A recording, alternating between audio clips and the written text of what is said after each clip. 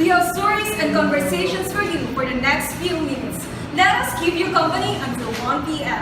Keeping you updated on the latest happening in the Philippines. Bearers of truth, And immediate delivery. welcome for today's episode of Reliable Information and Economic Updates. I am Almira Amin. I am Jabbar Picasso. I am Ivana Muyon. And your very own Kenneth Cruz. This is CNN Philippines.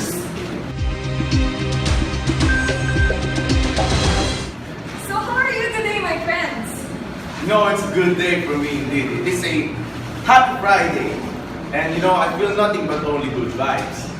It's good to know, actually, it's very good to spread positivity, and sometimes distressing is good for every one of us. I couldn't agree more. It's best that we sit back, smile, and relax. But of course, keep updated to our latest news and discussions. To start with,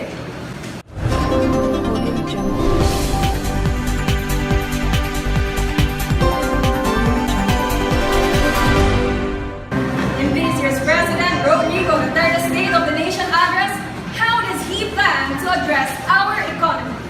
Extension of martial law in Mindanao, a threat to businesses and economy. Updates right away regarding about the recently held ASEAN Summit in the Philippines with the theme Partnering for Change, Engaging the World.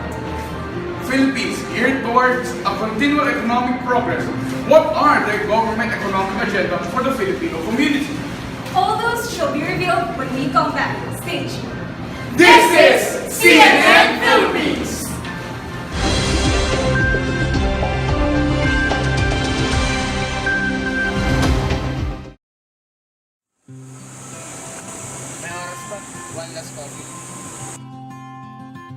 What's another story to hear?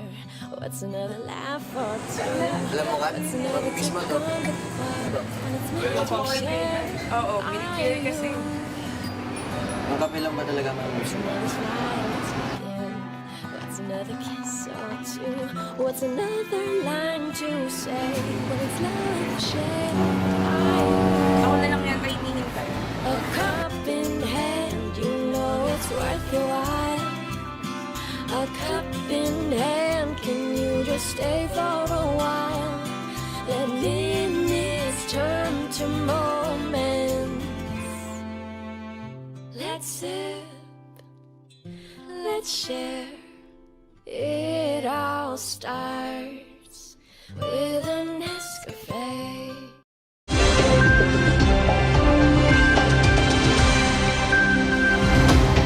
And we're back here in CNN Philippines. It has been a tradition in the Philippines for the President to say its State of the Nation address about its implementation of new rules and regulations.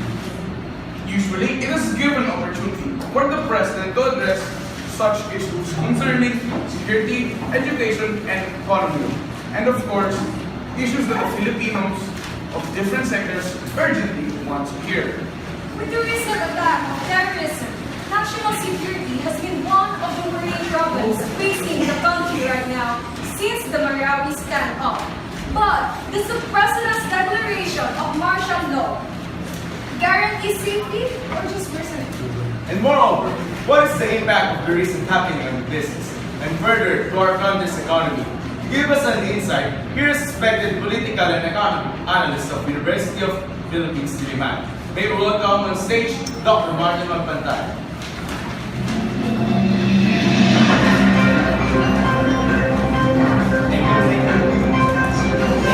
It's always an honor to be invited by CNN to give my insights regarding our economy and how it is affected by the economy. Yes, of course, Mr. Magpantay. It is our privilege to have you here in CNN Philippines. But we are curious about what happened in the State of the Nation address of the President Rodrigo Duterte. Well, I would say that President Duterte's summit this year was very unusual. Yes, unusual. I could say so, but with all that happened, since he had his persona, how does the President in his State of Nation address tackle those events? Furthermore, problems in our economy. Well, it is a noticeable fact that President Duterte has departed from the usual sort of structure. There were inevitable adverbs, but the President got into the business early and tackled the main issues that this prevalent in our country today. There were many issues discussed, like the martial law declaration in Mindanao, the reform for mining companies, the US-PH relations, and such. But let me just discuss what issues are greatly affecting our economy today. First is the tax reform that is already passed in Congress by the House of Representatives. We all know that tax is a game changer, and with the tax reform, we will be more revenue productive. How about this news about the proposed decrease in income tax rate? Well, with the tax reform, income tax rate will be decreased, therefore giving benefits to the marginalized workers. However, this signifies sacrifice for the upper class. The government will seek ways on how to benefit or how to transfer the benefits to the poor. This tax reform will also make way for an improved infrastructure. Current administration also targets to go after tax evaders. Well, in President Duterte's saga, he mentioned that improving tax system must be dealt with by dealing with the tax offenders. It is good that President Duterte talks about the tax system, but also mitigating its hindrances. Well, actually, the President also appealed to the Supreme Court for the DRO regarding the family planning program.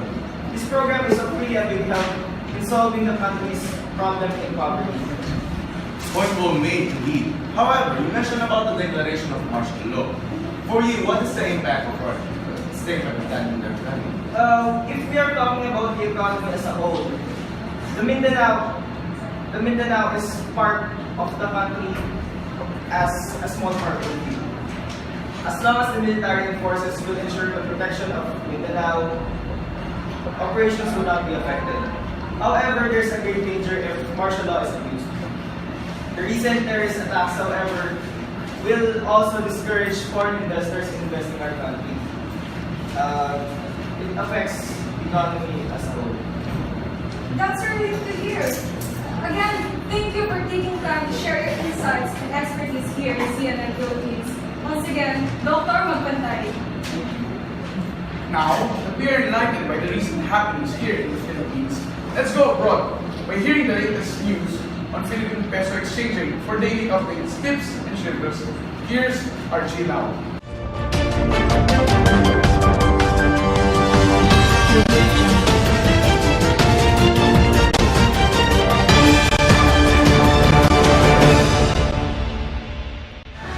Thank you, Kenneth.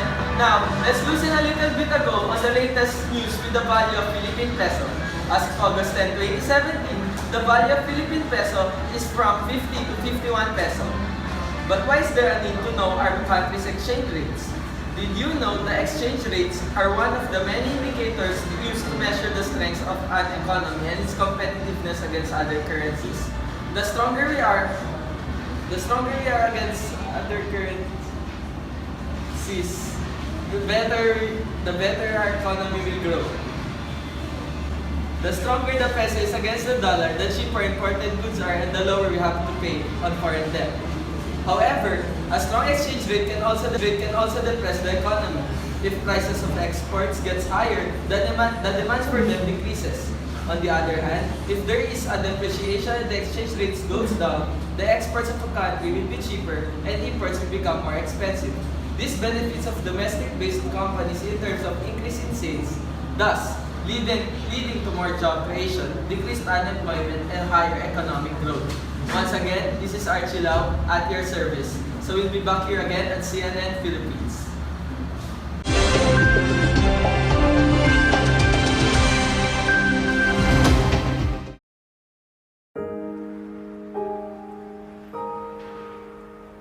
Kung minsan ay hinahanap ang alaala ng iyong ngiti, inaamin kong nagkay tagal pa bago malilimutan ito. Kay hirap nang maulit muli ang naiwan nating pag-ibig.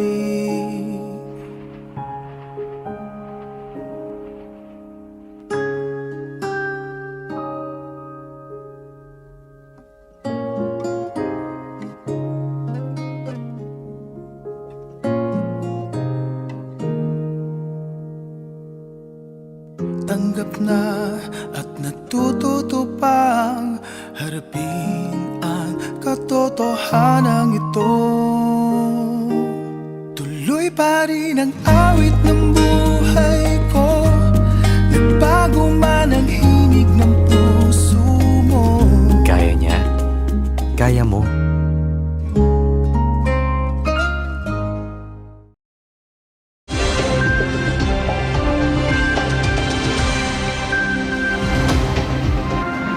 The economy of the Philippines continuously develops and the government is very busy for the projects for our economy. One of the important projects or the biggest event of the year 2017 happened April 26, The benefits to nation of economy. This is the ASEAN Summit 2017. What happened in ASEAN 2017 and how does it affect our Philippine economy? Well, to further understand the purpose of ASEAN and how it helped the economy of the Philippines, Ms. Maureen Garinato, an economist, will be with us throughout the segment.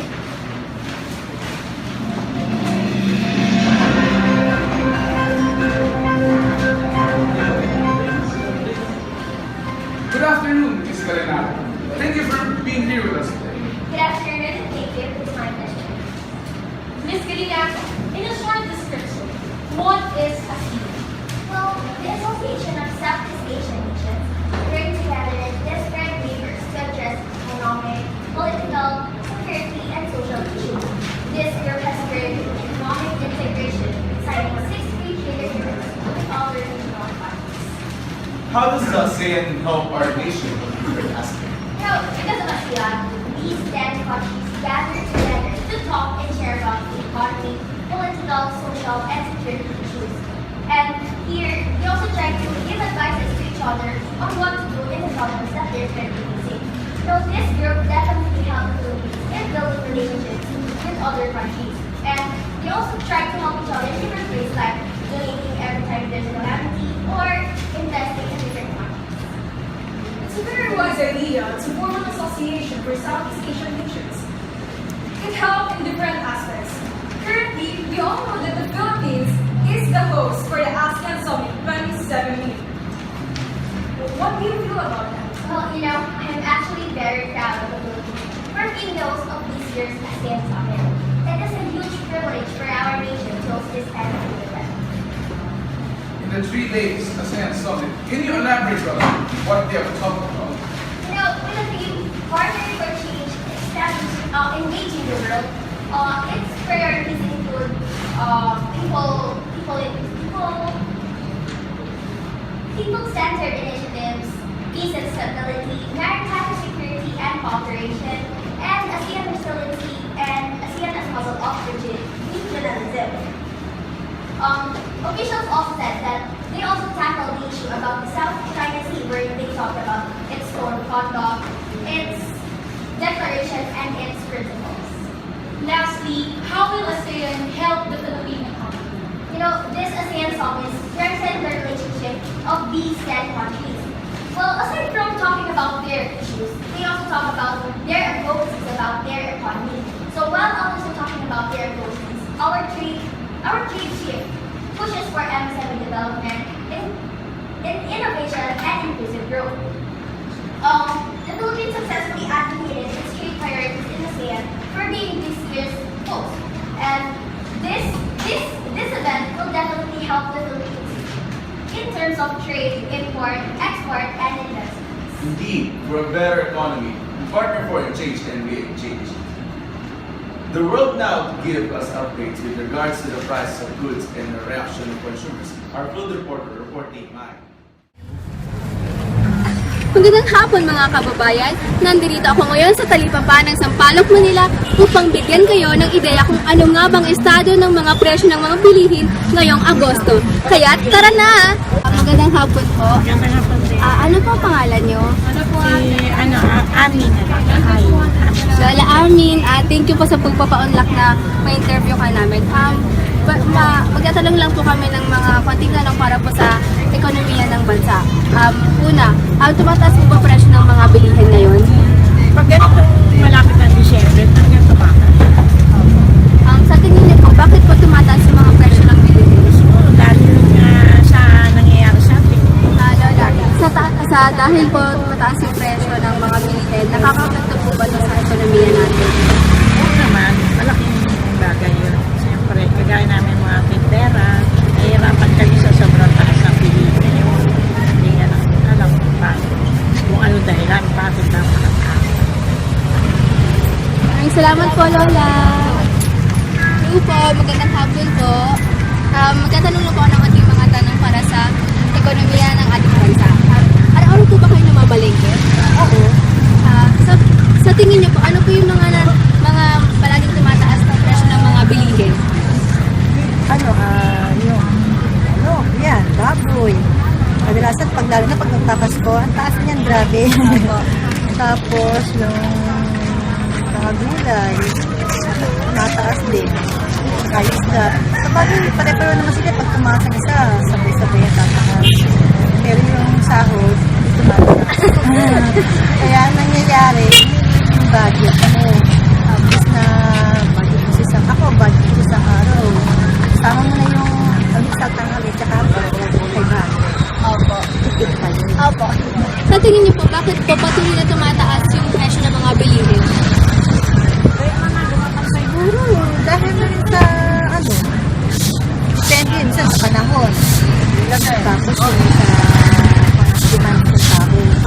Pag marami ang kailangan, lalo tumataas yan. Lalo na pag December, mga groceries, panghanda, yan, ang taas niyan. Pero pagka bagyo naman, yun, kadalasan yung mga gulay ang tumataas. Tulad ngayon, bawang,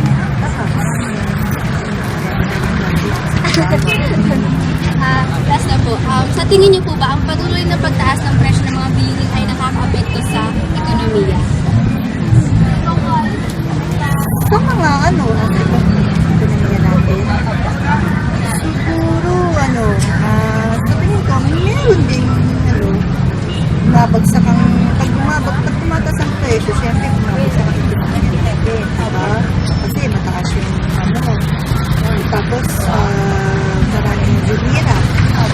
Diba, pag marami nangangailangan ng trabaho, pag nangangailangan ng trabaho, walang trabaho, walang pambili, diba? Salamat po! Ako si Marnie Rivera, inyong lingkod from CNN Philippines. Balik sa iyo dyan sa studio. Thanks, Mike. And now for today's final agenda with regard to the Philippine economic agenda. Stay tuned for we'll be back.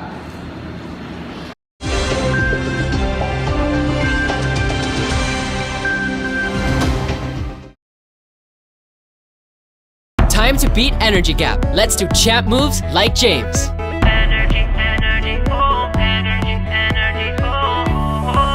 Low energy, matamlay, low focus ka, baka energy gap yan. 4 out of 5 kids have it. Energize! Start your day the champion way. Healthy energy, energy gap, be energy gap. Drink Milo every day, Milo every day.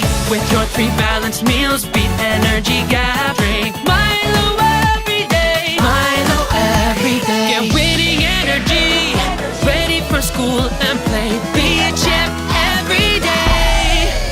Healthy energy, energy gap, beat energy gap. Drink Milo every day, Milo every day. Healthy energy, energy gap, beat energy gap. Drink Milo every day, Milo every day.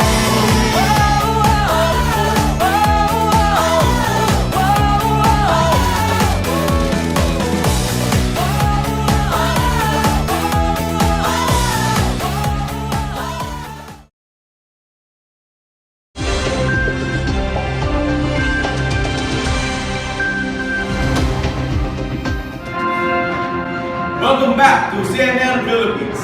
We will now tackle about the 8-point economic agenda of our President Rodrigo Duterte. Here with us is his Cabinet Finance Secretary, Mr. Luke Park.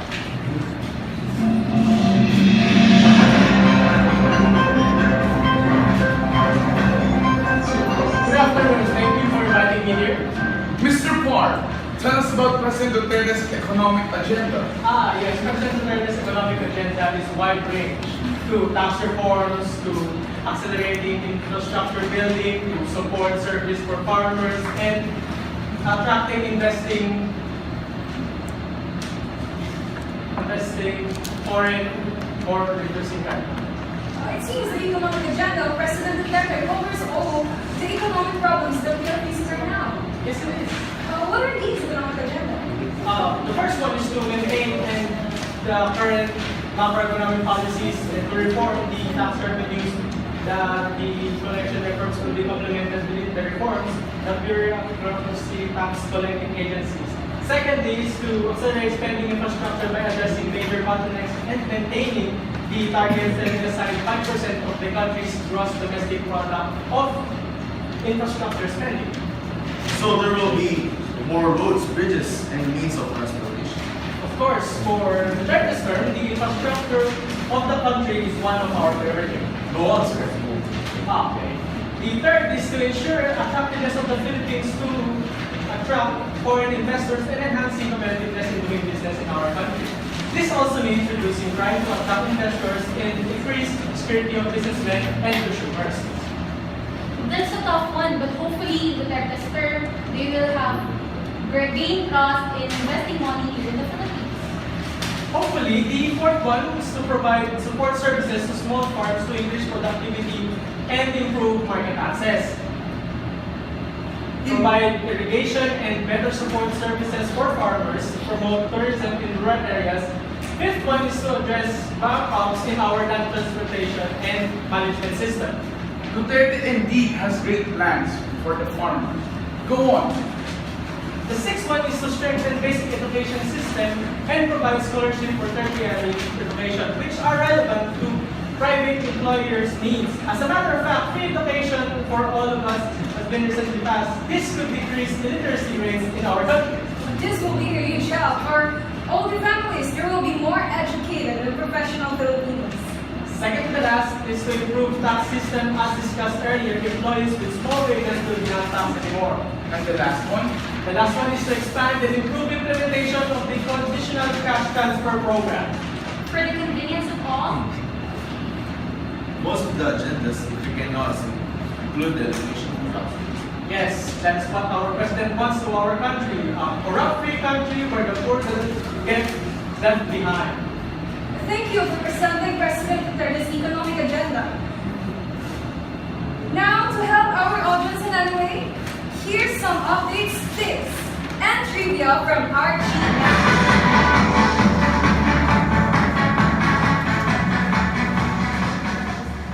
I'm back. Did you know that to have an effective business, you should know how to run it properly? How? Tip number 1. Always make sure there is and will be enough cash in the bank. Tip number 2. You can't fire bad employees fast enough. Take care of your stars. Your people are not your kids, your personal assistant, or your shrink. Tip number 3. Learn to say yes and no a lot. Know what to accept and reject. Tip number 4. Listen to your customers because remember, they are the lifeblood of your business. Tip number 5. As entrepreneurs, although there are many risks, you need to trust the process. That's all for today. For the latest updates and trivia, this is Archie Lau at your service. Thanks, Archie. And that concludes our today's episode. we are honored to have given you latest and fairest economic news. Until the next debates and discussions, we'll see you tomorrow. Stay tuned as we all strive for a better economy, a better Philippines. This has always been Amira Amin, Japar Pakason, Ivana Muyot, And Kenneth Cruz. Sulong Bangon Bayan. This is CNN Philippines.